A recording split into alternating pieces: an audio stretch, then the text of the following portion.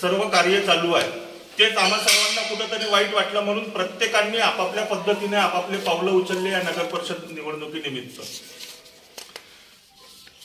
दुःख या गोष्टीचं होत आहे की आम्ही श्रद्धेने निष्ठेने काम करत आलेले कार्यकर्ते, आम्हाला जर पक्षाने म्हणजे तुमचं होत नाहीये, तुम्ही निवडून नाहीये हे जरी पहिले सांगितलं असतं तरी एक चांगलं वाटलं असतं व आम्ही आमच्या पक्षात राहिलो असतो. पण आम्हाला पक्षाने शेवटच्या दिवसापर्यंत खेळवत ठेवलं. मी माझं वैयक्तिक सांगतो, मला जर पक्षाने म्हटलं असतं का रोशन तुझं जमत नाहीये, तू थांबून जा रे, तर आम्ही थांबायला तयार होतो. पण शेवटच्या दिवसापर्यंत मला पक्षाने खेळवलं, पक्षातल्या काही विशिष्ट लोकांनी, ज्यांना मी सिंडिकेट म्हणतो, व अशी वेळ आणली त्यांनी की मला 17 तारखेच्या एक दिवसा पहिले रात्री तू पैसे किती खर्च करू शकतो म्हणून हा प्रश्न विचारला. साहजिकच आहे, आपण सर्वजण इलेक्शन लढतो तर पैसे खर्च करावाच लागतात. पण मी म्हटलं माझ्या बजेटनुसार मी खर्च करतो. नाही म्हणे तुला एवढे एवढे पैसे खर्च करावे लागतील. मी म्हटलं तेवढे लागू केवढेच लागू, मला एक शेवटची इलेक्शन लढणे आहे आणि जितकाही खर्च इलेक्शन मध्ये होईल तो करायला तयार आहे. नाही मला तू दाखवतो का आत्ता पैसे, असं एका मोठ्या नेत्याने मला त्याच्या कार्यकर्त्यामार्फत विचारणा केली. मी म्हटलं दाखवतो. अर्ध्या रात्री मी त्यांना पैसे नेऊन कॅश दाखवण्यात आलेली आहे. ती कॅश नेऊन त्यांना दाखवली. त्याच वेळेस मनात वाटलं का आपण कुठंतरी एका चुकीच्या पार्टीमध्ये काम करून राहिलो याचं दुःख होत होतं. तरी आम्ही 17 तारखेपर्यंत आम्हाला तिकीट मिळेल या अपेक्षेवर होतो. त्याच्यानंतर नाही मिळाली तिकीट, सर्वांना नाराजी येते. आता सर्वांना आम्ही नाराजच आहोत की तिकीट नाही भेटली. पण त्याच्यानंतर पक्षात एक भारतीय जनता पक्ष एक विचारांचा सुसंस्कृत पक्ष आहे, निदान घेऊन तर बसायला पाहिजे होतं. चल जाऊ दे असं झालं, आम्हाला कोणीही समजवणारे नाही. व जी एक सिंडिकेट तयार झालेला आहे ते आम्हाला, म्हणजे मी आज 15 ते 18 वर्षापासून पक्षामध्ये काम करून राहिलो, त्याच्या पहिले वेगवेगळ्या संघटनांमध्ये काम करत होतो. हे नवीन आलेले लोक, अनुभवीन लोक कुचित मानसिकतेने आम्हाला हसत होते अक्षरशः. इसको निपटा डाला, उसको निपटा डाला. म्हणजे मग आमचं काय, आम्ही फक्त पक्षाच्या दऱ्या खुर्च्या उचलत राहायचे, झेंडे हलवत राहायचे का? 4 दिवस आम्ही शांतपणे वाट पाहिली की कोणीतरी आम्हाला समजावून सांगेल व आम्ही परत प्रवाहात येऊन कामाला लागण्याच्या मानसिकतेत होतो. आम्हाला कोणीही समजावलेलं नाही. त्याच्यानंतर पैसे दाखवण्यापर्यंतची ही जी वेळ आली त्याच्याने असं कुठंतरी वाटलं का आपण कुठंतरी चुकीच्या ह्याच्यात आहोत. म्हणून मग मी आपलं पुढचं पाऊल उचललं, आपल्या भविष्यासाठी पाऊल उचललं. मी आता उमेदवार नाही आहे, पण माझं समर्थन एका पक्षाच्या उमेदवाराला मी दिलेलं आहे. नमस्कार, मी अनुप गणेश ढोके. आपल्या या 2025च्या भंडारा नगर परिषद निवडणुकीमध्ये प्रभाग क्रमांक 8 मधून गट अ मधून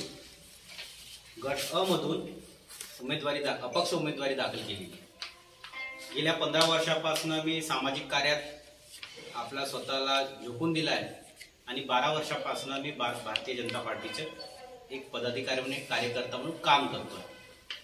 आपण बघत असाल, आपणही पत्रकार आहात, माझी जनता मायबाप मला कोणत्या ना कोणत्या माध्यमातून संपर्कात येते आणि त्याने बघतच असतील की कोरोनाचा काळ होता. कोरोनाच्या काळामध्ये दवाखान्यात रुग्णाची सेवा असो, प्लाझ्मा डोनेशन असो, रक्तदान असो, त्यानंतर इव्हन मला वाटते कोरोना काळामध्ये ज्या घरी कोरोना पॉझिटिव्ह असलेले लोक आहेत पण त्यांच्या घरच्या रुग्ण हा निगेटिव्ह असतानाही त्याला माहितीचं जे साहित्य आहे ते खांद्यावर पोहोचवून देण्याचे काम मी केलं. रुग्णांना कोरोना काळामध्ये त्यांच्या घरी टिफिन, फळं, औषधं पोहोचवून देण्याचे काम केलं. त्यामध्ये एकच प्रामाणिक हित होतं की आपलं भारतीय जनता पार्टीमध्ये मी जे काम करतो ती भारतीय जनता पार्टी माझा परिवार होता, ती माझी भारतीय जनता पार्टी माझी आई आहे. या उद्देशाने आपल्यासोबतच आपल्या भारतीय जनता पार्टीचेही नाव घराघरात रुजेल या हेतूने मी काम करत गेलो. त्यानंतर 2019 मध्ये मी भंडारा विधानसभेची उमेदवारी भारतीय जनता पार्टीकडे मागितली. तेव्हा मला सांगण्यात आलं की तुझे वय नाही, तुझा अनुभव नाही. म्हटलं ठीक आहे, काय हरकत नाही, आपण भारतीय जनता पार्टीचा विचार पुढे नेऊ ह्या उद्देशाने पुढे निघालो. त्यानंतर युवा मोर्चामध्ये जिल्ह्याचे अध्यक्ष म्हणून मला एक संधी मिळेल अशी मला अपेक्षा होती, कारण माझं काम युवकांमध्ये जास्त पेरलेलं आहे आणि युवकांमध्ये माझ्या कामाला जास्त प्रोत्साहन मिळत आहे. त्यानिमित्त मी युवा मोर्चा जिल्हाध्यक्ष म्हणून दायित्व मागितलं. पण भारतीय जनता पार्टीच्या नेतृत्वाने आणि भारतीय जनता पार्टी तत्कालीन जिल्हाध्यक्षाने माझी तेही मागणी फेटाळली आणि कुठेतरी एका गुन्हेगारी वृत्तीच्या माणसाला जिल्हाध्यक्ष म्हणून युवा मोर्चाचा केलं. मी तरी जिल्हा महामंत्री म्हणून आपलं काम, आपलं मिळालेल्या दायित्वाचं मी परिपूर्ण पद्धतीने, प्रामाणिक पद्धतीने काम करत गेलो. त्यानंतर 2024ची निवडणूक आली. मला 23 मध्ये आदरणीय बावनकुळे साहेब बोलले की तुला तयारी करायची आहे आणि तुला आम्ही विधानसभा प्रमुख म्हणून काम देतोय, दायित्व देतोय. तुला आपलं भारतीय जनता पार्टीचं काम प्रत्येक घरापर्यंत पोहोचवायचं. त्या अनुषंगाने मी प्रत्येक घरापर्यंत, प्रत्येक बूथमध्ये, प्रत्येक गावामध्ये भारतीय जनता पार्टी रुजवण्याचं काम केलं. युवकांमध्ये, महिलांमध्ये आणि माझ्या ज्येष्ठ मार्गदर्शकांमध्ये मी ते भारतीय जनता पार्टीचे विचार पेरत गेलो.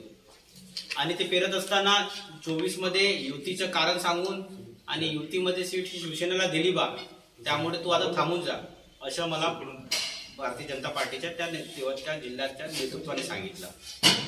त्यानंतर त्या जिल्ह्याच्या नेतृत्वाने म्हटलं आता 24 मध्ये जिल्ह्याच्या अध्यक्ष म्हणून अनुसूचित जातीचा एक अध्यक्ष नेमायचा, ही एक त्यावेळेसची चर्चा होती. मी भारतीय जनता पार्टीच्या नेत्यांना, तत्कालीन जिल्ह्याच्या नेत्यांना म्हटलं की बा संघटनेचं काम एवढ्या वर्षापासून मी करतोय. भारतीय जनता पार्टीच्या बूथ आणि भारतीय जनता पार्टीचं स्ट्रक्चर आहे त्याच्या म्हणजे त्याच्या पूर्ण अभ्यास, आणि कदाचित मला वाटते मी एक अल्पसंख्याक आहे, हिंदू दलित आहे आणि मला ह्या संघटनेचं काम करायचं, कदाचित मला निवडणूक लढायची नाही.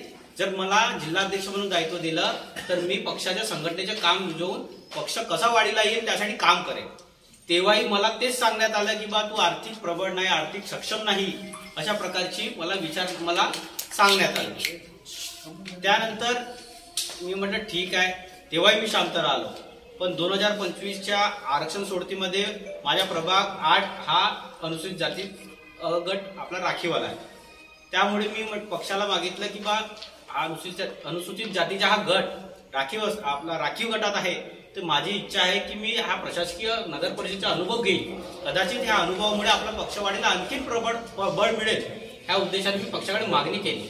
पण तेव्हाही जिल्ह्याच्या अध्यक्षाने आणि इथल्या काही नेत्यांनी मला विचारलं की तुझ्याकडे पैसे किती आहेत. मी त्यांना म्हटलं की बा जर पैसेच मला दाखवून तिकीट मागायची असेल तर मी 12-13 वर्षापासून जे समर्पितपणे भारतीय जनता पार्टीचं काम केलं ते न करता आता जे बाहेरचे लोक आलेत, जे 10 दिवसात आले, कोणी 12 दिवसात आलेत, अशा लोकांसारखं मी आपले अपेक्षा करून आलो असतो. पण मी गेल्या एवढ्या वर्षापासून प्रामाणिकपणे काम करतोय, माझा हक्क आहे. आणि निवडणुकीमध्ये मला जेव्हा बोलण्यात आलं की जिल्हाध्यक्ष बोलले की तू वार्डात प्रवास कर, आपण त्यानंतर सर्वेनुसार ठरवू. सर्वेनुसार ठरवल्यानंतर मला वाटतं सर्वेमध्ये माझ्या सगळं चांगल्या गोष्टी नाव होतं आणि मी पदवीधर निवडणुकीच्या मतदार नोंदणीचे काम घरघरापर्यंत पोहोचवलं. एवढं केल्यानंतरही कुठेतरी मला फक्त आर्थिक निकष सांगून असं सांगितलं का बा तू याच्यासाठी दावेदार नाही. मी म्हटलं ठीक आहे, मी नाही, पण आपल्या प्रभागातला एखादा आपल्या पक्षाचा कार्यकर्ता तुम्ही निवडाल द्या. पण त्यांनी काय माहिती, आता मला वाटतं याच्यामध्ये काहीतरी व्यवहार झाले असतील आणि प्रभाग क्रमांक 3 मधून तो उमेदवार इथे आयात करण्यात आला. अशा बाहेरच्या उमेदवाराला तिकीट देऊन मला वाटतं प्रभागातील जनतेसोबत खेळ केला आहे, त्यांची फसवणूक केलेली या भारतीय जनता पार्टी केलेली आहे. भारतीय जनता पार्टीसाठी एवढं प्रामाणिक काम करून, एवढं झटून जर आमच्या पदरी निराशा देत असेल तर मला वाटतं भारतीय जनता पार्टी जी अटलजीची भारतीय जनता पार्टी आहे, मोदीजींच्या नेतृत्वाची भारतीय जनता पार्टी आहे, आदरणीय देवेंद्रजी फडणवीस यांच्या नेतृत्वातली पार्टी आहे, ही पार्टी या भंडारा जिल्ह्यात आता अस्तित्वात राहिली नाही. ही आता फक्त एक सिंडिकेट, एक फक्त व्यापारी लोकांची राहिलेली आहे. मला वाटते भारतीय जनता पार्टी याच्यानंतरही जिल्ह्यामधले तिकीट वाटप करत असताना कुठेही त्याच्या कॅन्डिडेटचा सर्वे न बघता त्याचा सिव्हिल स्कोअर बघून त्याला तिकीट देतील अशी मला आता भीती आहे. म्हणून मला आपल्या माध्यमातून कार्यकर्त्यांना विनंती आहे की आपण आर्थिकदृष्ट्याही प्रबळ कसा होता येईल, कारण आताचे नेते, आताचे जिल्ह्याचे नेतृत्व हे फक्त आणि फक्त पैशाच्या जोरावरच उमेदवारी देण्याच्या मानसिकतेत आहेत. आम्ही एवढे वर्ष काम करूनही जर आमच्या पदरी निराशा भेटत असेल, आम्ही हा भारतीय जनता पार्टी इथे बसलेल्या सगळ्या भारतीय जनता पार्टीच्या शहरातला कणा होतो. कुठे ना कुठे गेल्या इतक्या वर्षापासून विकास भाऊ असो, सुदीप भाऊ असो, अतुल भाऊ, रोशनजी, आमच्या सगळ्या ताई या भारतीय जनता पार्टीचं काम करत आहेत आणि खरं अर्थाने सांगायला गेलं महिलांबद्दलही दुःख एक वाटते की नगरसेविका ह्या पदाला ह्या नावाला त्याला प्रमाण देण्याचं काम आणि खरोखर आपण नगरसेविका कशाला म्हणतात हे आमच्या तेव्हाच्या सगळ्या नगरसेविकांनी ठरवलं. म्हणजे आधी असं व्हायचं की नगरसेविका निवडून आल्यावर नवरे कारभार बघायचे, पण आमच्या सगळ्या नगरसेविका 5 वर्ष गेल्या 9 वर्षापासून काम करत आहेत. त्यांनाही अशी निराशा आणि अगदी तोंडावर आलेला घास केवळ कुठलीही सूचना न देता आणि फक्त कुठलेही चांगले कारण न देता आमची ही फसवणूक केलेली आहे. मी असा आरोप आमच्या यांच्यावर करत आहे. आम्ही एवढं काम केलं आणि समाज जागृत आहे, आमच्या प्रभागातील नागरिक जागृत आहे. भारतीय जनता पार्टीमध्ये जे आयात आलेले आहेत, जे व्यापारी आले आहेत, जे व्यापार करत आहेत, धर्माचाही व्यापार करत आहेत आणि शहरात अशी चर्चा आहे की अनुप ढोके हिंदुत्व विचारसरणीचे असल्यामुळे भारतीय जनता पार्टीने त्याला तिकीट नाकारली. आम्ही प्रामाणिक काम करत असताना, हिंदुत्वाचा झेंडा पुढे घेऊन जात असताना एवढे काम केले आहेत, आंदोलन केले आहेत. ख्रिश्चन मिशनरीच्या विरोधात आम्ही लढलो आहोत, धर्म परिवर्तनचे करतात त्यांच्या विरोधात लढलो, लव जिहादच्या विरोधात लढलो आहे. अशा सगळ्या गोष्टी केल्यावरही जर आम्ही केवळ मी हिंदू दलित असल्यामुळे माझ्यावर अन्याय केला आहे या जिल्हाध्यक्षांनी, तर मी खूप व्यथित होऊन या पक्षाला राजीनामा दिला. तरीही माझ्या ज्या प्रभागातील नागरिक जनता बंधू आहेत, मी त्यांना विनंती करतो की अशा लोकांना जे व्यापारासाठी पक्ष चालवत आहेत, जे भारतीय जनता पार्टीचे विचार गाडून केवळ व्यापारी लोकांसाठी काम करतायत, अशा लोकांना नाकारून प्रामाणिकपणे काम करणाऱ्यांना साथ द्या, एवढीच मी आपल्याला विनंती करतो. धन्यवाद. नमस्कार. 15 ते 16 वर्षापासून मी भाजपमध्ये काम करत होतो.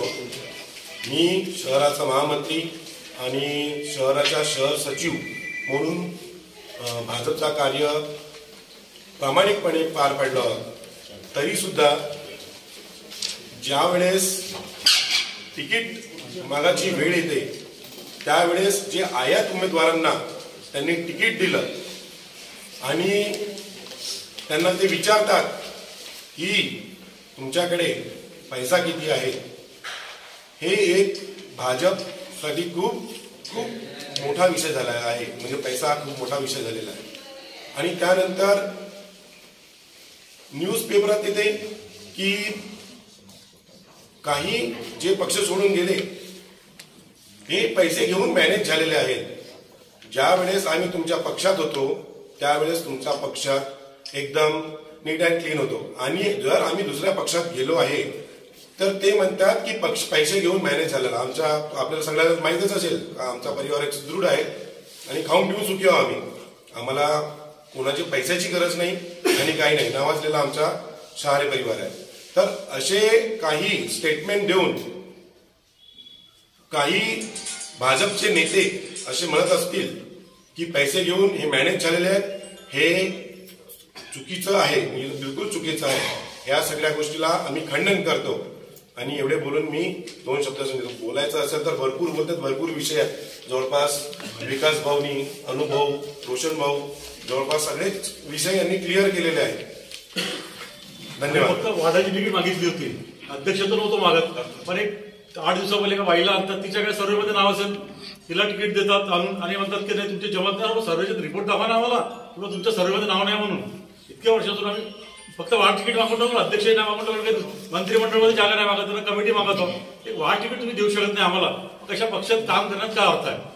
पक्षाची नीतिमत्ता राहिली नाही. भाजप हा आता पक्ष म्हणजे विचारधारेचा नाही राहिला. त्याच्यामुळे आम्ही इतके वर्ष काम केल्यानंतर भाजप पक्ष राजीनामा दिला. जसा मला आता दुसऱ्या पक्षात आम्ही गेलो, त्या पक्षात आम्ही पक्षवाढीसाठी काम करू.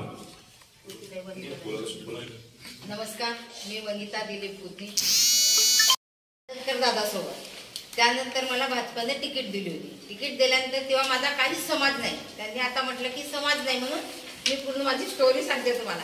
त्यावेळेस समाज नाही म्हणून, आता त्यावेळेस माझा समाज नव्हता आणि मग समाज नसताना मला तरी तिकीट दिली.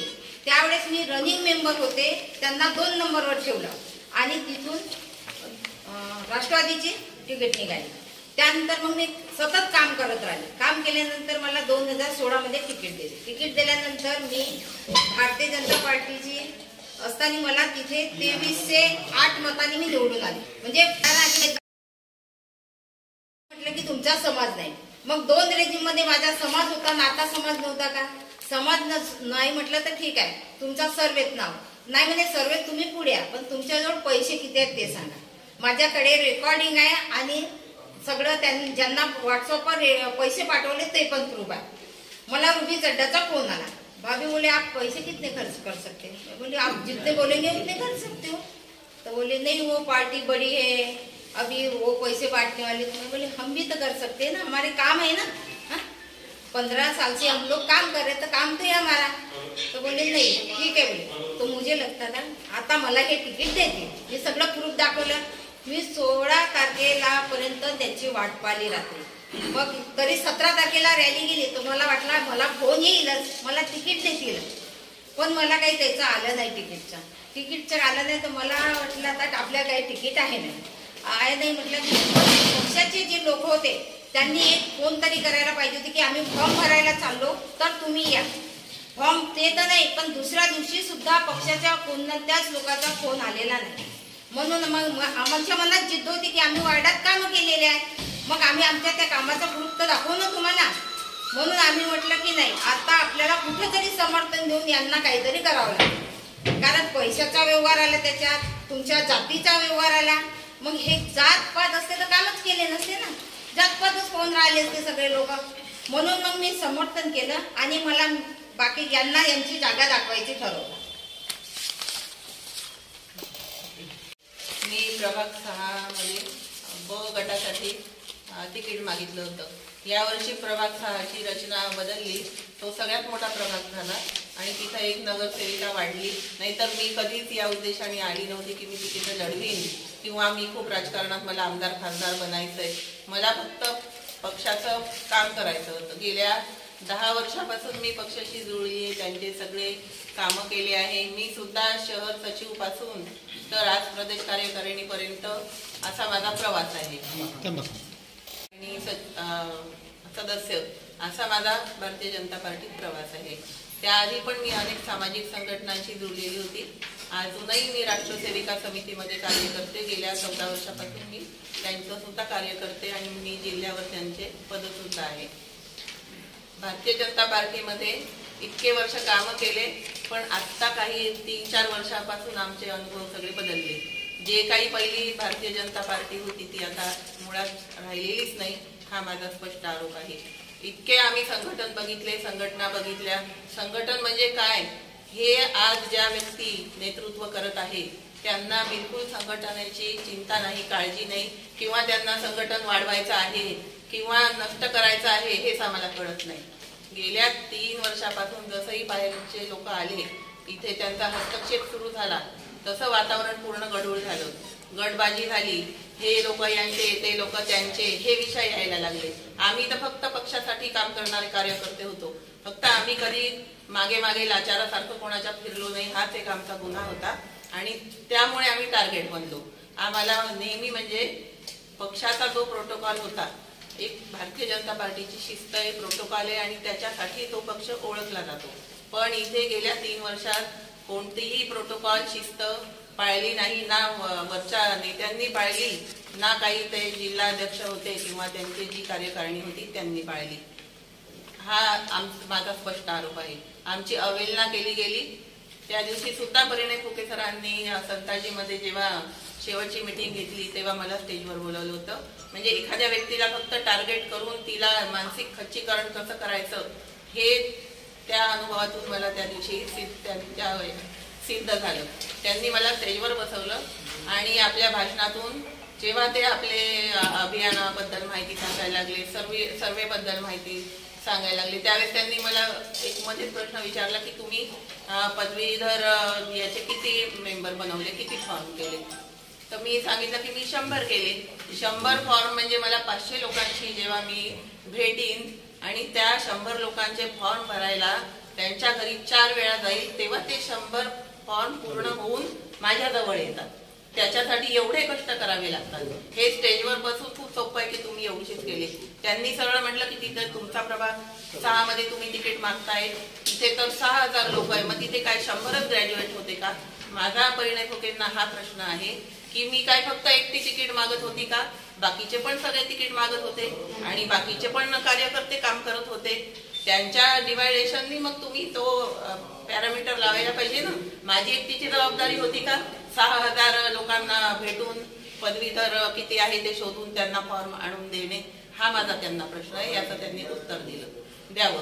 दुसरा प्रश्न माझा बावनकुळे साहेबांना आहे. बावनकुळे साहेब नेहमी भाषणात त्यांचे माझ्याकडे क्लिप आहे, सांगतात की ज्या कार्यकर्त्यांनी किंवा ज्यांना पद आहे त्यांनी जर अभियान आपले पूर्ण केले, आमच्या पक्षात 12ही महिने आम्हाला अभियान दिले जातात, ते आम्ही प्रामाणिकपणे राबवत असतो.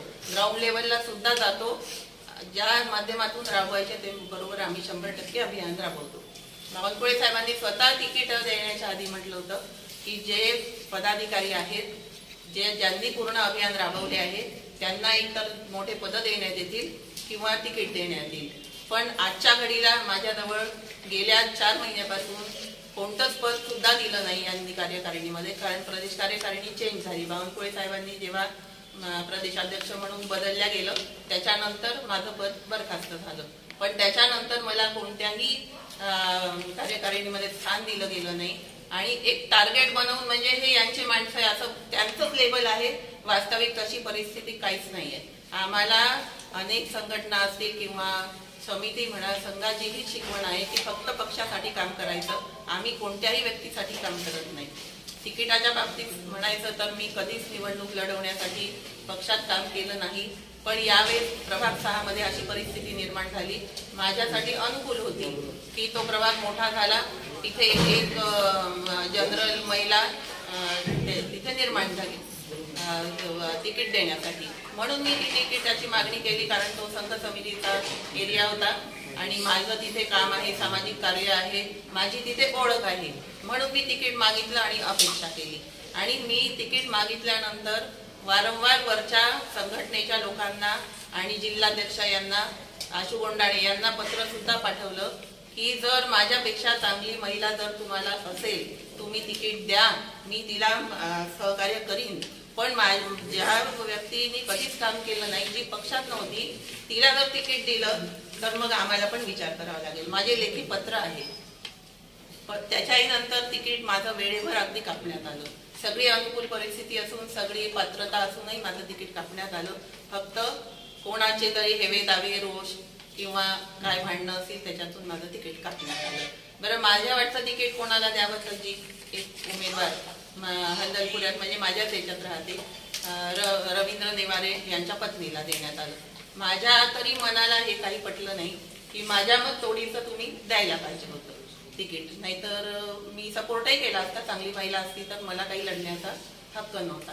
पण जिचं काहीच कार्य नाही, पक्षामध्ये कार्य नाही, सामाजिक कार्य नाही, तर तिला तिकीट देऊन म्हणजे माझ्यावर हा खूप मोठा अन्याय झाला. म्हणून मी अपक्ष उभे राहिले. आणि माझी सगळ्या जनतेला हीच विनंती आहे, भाजपा म्हणजे फक्त एक प्रायव्हेट लिमिटेड, ते जर सहकार्य नसतील तर कोणत्या संघटनेत कुठे यश येत नाही. आणि म्हणून माझे प्रामाणिक प्रयत्न हेच राहतील की मी अपक्ष म्हणून जेवढे काही मतं मिळवायचे आहेत त्यासाठी मी प्रयत्न केले आहेत आणि करत राहीन. धन्यवाद. आधी मी 16 मध्ये भाजपमधून नगरसेविका म्हणून निवडून आले. त्यावेळेस देखील माझं जातीचं समीकरण बसत नव्हतं. आज मला जेव्हा तिकीट मी मागितलं तेव्हा मला असा निरोप आला की जातीचं समीकरण बसत नाही, कारण मी अल्पसंख्याक म्हणजे मी एक अदरवाईज घेऊ नका, मी एक ब्राह्मण बाई आहे. आणि आज पूर्ण नगर परिषद मध्ये मागचे कार्यकाळात आणि आता पण तिकीट मागणारी मी एकटीच होती. बरं, माझा प्रभाग जो आलेला आहे तो जनरल कॅटेगरीचाच आलेला आहे, म्हणजे ओपन महिला.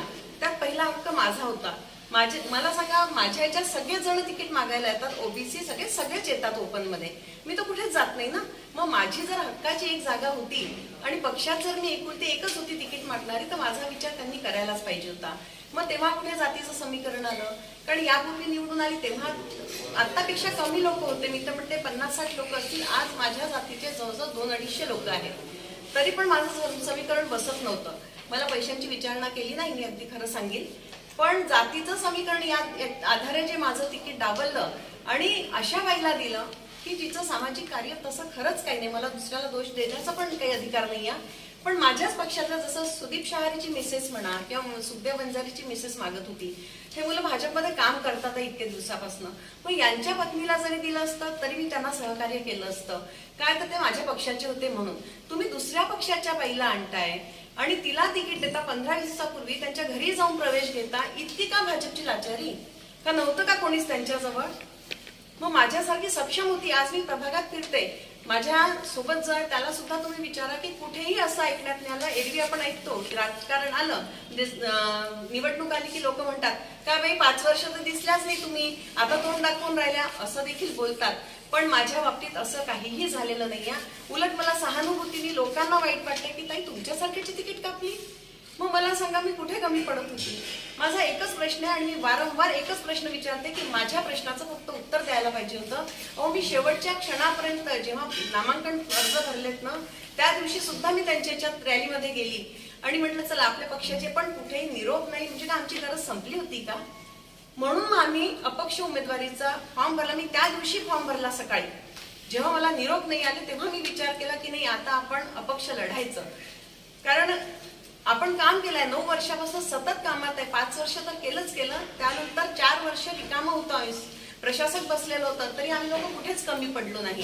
आणि कोरोना सारख्या काळात काम केलं, कोणीही बाहेर पडत नव्हतं तेव्हा आम्ही बाहेर पडलो. लोकांना अँब्युलन्सची सुविधा म्हणा किंवा किट वाटप म्हणा, भीषण उन्हाळ्यामध्ये मी स्वतः टँकर लावून पाणी वाटप केलेलं आहे माझ्या प्रभागामध्ये. तेव्हा पक्षाला काहीच नव्हतं का? मग माझी किंमत तेव्हा करायला पाहिजे की किती समीकरण सोडा, नुसतं जातीचं समीकरण बसून तुम्ही राजकारण करताय का? मग मला सांगा, फक्त ह्याच लोकांनी उभं राहायचं, आमच्यासारख्यांनी राजकारणात यायचंच नाही. मला वाटतं आता काम करण्यापेक्षा वेळेवरती या आणि ह्या सगळ्यांनी सांगितलेलंच आहे काय व्यवहार झाले आहेत, पैसे द्या आणि तिकीट घ्या, एवढंच पडेल. मी पण तसाच करत होतो. मागे मी एकदा तिकीट नाही मागली, मी पक्षासाठी काम केलं. पण सर्व कार्यकर्त्यांना विनंती आहे की तुम्हालाही पैसे विचारले जातील, पैसे आहेत का? तर तुम्ही आपलं काम धंदे सोडून नका, पैशाच्या मागे भाजपच्या मागे धावू नका, काम करा, पैसे कमवा आणि मग सांगा त्यांना तिकीट आहे, तुम्हाला तिकीट मिळेल नक्की. भाजपचे काम सर्वांना विनंती आहे, पैसे असतील तर तिकीट मिळेल. कार्यकर्त्याला विनंती आहे की तुम्ही आपले धंदे करा, काम करा, भाजपच्या मागे धावू नका. ठेकेदारी करतील आणि पैसे कमवतील. काम करणारे 5 वर्ष लोकांना दिसणार नाही. सध्या जे जिल्हा पदाधिकारी आहेत त्यांना एवढा आविर्भाव झालेला आहे, एवढा अति आत्मविश्वास झाला आहे की मोदींच्या नावाने कमळाला वोट पडतात. एवढ्या आविर्भावात त्यांनी एक आपली सिंडिकेट चालवून राहिले, हम करे सो कायदा, आम्हाला वोट भेटणार आहे ही त्यांची मानसिकता झालेली. म्हणून भाजपच्या सर्वसामान्य कार्यकर्त्यांनी विचार करायला पाहिजे. त्याही पक्षाची स्थिती आहे. पण तुम्ही जिथे जाणार प्रत्येक जणाला, प्रत्येक पक्षातल्या ऐकून घ्या, प्रत्येक पक्षात प्रत्येकाला असं आहे की आम्हाला तिकीट मिळालं तर आम्ही तिथे राहणार ही आहे. आता पहिला माझा प्रश्न असा आहे की सगळ्यांचं ऑलमोस्ट सगळ्या जणांनी त्याची जेव्हा विचारणा झाली तेव्हा जो गरीब उमेदवार होता तो बीटीबी मध्ये सब्जी मंडीमध्ये काम करतो, पण त्याचा जो दलाल आहे त्यांनी तिथं 50 लाख रुपयाची बॅग नेऊन दाखवली. तेव्हा मला प्रश्न केला त्यांनी की तू किती खर्च करू शकतो? मी सांगितलं जेवढे खर्च करायचे तेवढे, जेवढे खर्च करायचे तेवढे मी सांगितलं. तरी त्यांनी ती पैशाची बॅग लाखनी इथं दाखवली, त्याच्यामुळे ती फायनल झालेली आहे. मी याच्यावर एवढे पैसे खर्च करतो म्हणून ते दोन्ही तिकीट दाखवायचं होतं की द्यायचं होतं? दिलेही गेलेले आहे, सरळ आरोप आहे, दिलेही गेलेले आहे आणि आमच्याकडे ते पैसे घेऊ नव्हते शकत. मला हा विश्वास होता का आमच्याकडनं ते पैसे मागू नव्हते शकत, आपले स्वतःची कट, म्हणून तो माझे कापण्यात आले, त्यांच्याकडनं घेण्यात आले, व्यवहार झालेले आहेत. नगराध्यक्षाच्या तिकिटांसाठी पण व्यवहार झालेले आहेत, बाहेरच्या, मी भंडाऱ्यातला नाही म्हणत आहे. दाखवले तुमच्याकडे किती पैसे आहेत, दाखवले तुम्ही, दाखवा.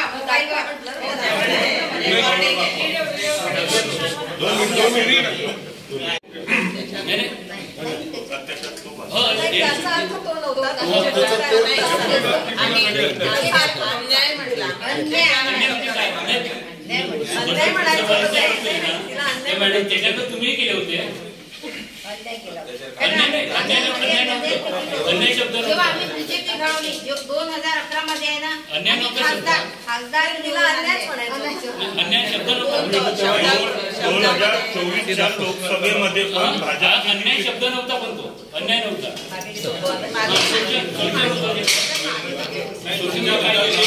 एक प्रश्न असा आहे ते सागर तो पहिले विषय होते ना, तो विषय गंभीर आहे. याचे आरोप लावले तर सोशल मीडिया काय केलं.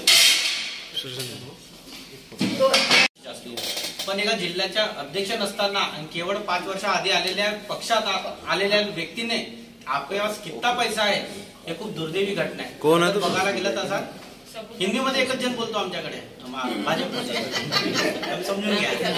त्यानंतर त्यांच्या रॅलीमध्ये शिवाजी महाराजांवर जे पुतळ्यावर जे भाजपचे टोपी आणि हे टाकलं ते खरखर हिंदू विचारांचे की आता हा प्रश्नचिन्ह मतदाराला जातो. एक तुमच्या म्हणजे असं विचारायचं आहे की तुमचे आणि व्हॉइस कॉल ऐकावा थोडंसं. व्हॉइस कॉलच तर महत्वाचं आणि प्रेस लेट करायचं कारण सांगून देतो. आम्ही एकत्रित लवकर नाही आलो कारण प्रत्येक जण उमेदवार झाले मॅक्सिमम. कसं तुमचे जेव्हा राजीनामे केले ना आमच्यापैकी भरपूर लोकांना तुमच्याकडे संपर्क केला असेल. तुमचं जाणून घ्यायचा प्रयत्न केला पण तुमच्याकडनं प्रॉब्लेम. मी 3 वेळा फोन केला. भाजपा स्वाभिमानी महिलेवर म्हणून ग्रुप केला होता. 23 तारखेला आम्ही हा ग्रुप केला, त्याच्या अगोदरही केला होता. पण काही कॉन्टॅक्ट नंबर नसल्यामुळे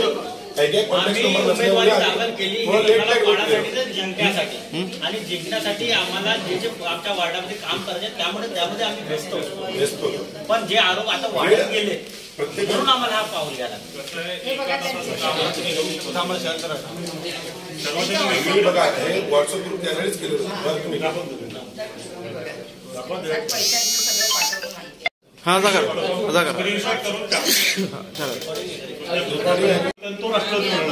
भाऊ माझ्या काय प्रश्न आहे. सध्या आमदारावर भ्रष्टाचाराचे खूप सारे आरोप होत आहेत आणि तुम्ही त्याच पक्षात गेल्याने तुम्ही भ्रष्टाचाराचे तुम्ही समर्थन करत नाही. पण आता काय समर्थन करता मग तुम्ही. सिद्ध झाले नाही पण ज्या ठिकाणी जर काय एखाद्या वेळेस जर ऑफिस जर पत्र काढते किंवा याच्यावर भ्रष्टाचार झाला तर कुठे ना कुठे डॉक्युमेंटरी आल्यात ना प्रॉपरली. निधी आणणारे त्याचे आमदार आहेत. अरे मी ते बरं ना निधी विषय नाही मला म्हणणं का ज्या ठिकाणी ऐका ना ज्या ठिकाणी भ्रष्टाचार झाला मी माझ्या उत्तर तुम्ही ज्या ठिकाणी भ्रष्टाचार झाला तुम्ही परत तिथेच गेला तुम्ही त्या भ्रष्टाचार समर्थन करणार का तुम्ही आता.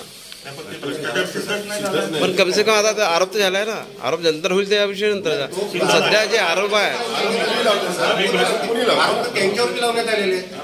कोणते लावले पण ते डॉक्युमेंट पाहिजेत ना. 100 करोडचा लोन ते सांगतात डॉक्युमेंटली तुमच्याकडे अजून प्रूफ नाही आहे. घरचा एक विषय आहे. हे तर ते जग जाहीर आहे. तुम्हाला चर्चेत ऐकायचे असते आमच्या भगवान मावळकर सारख्या भ्रष्टाचारी जो त्यांनी केसर बंधारा डुबवला पूर्ण पैसे अशा व्यक्तीला आज बीजेपी आपल्या पार्टीमध्ये घेऊन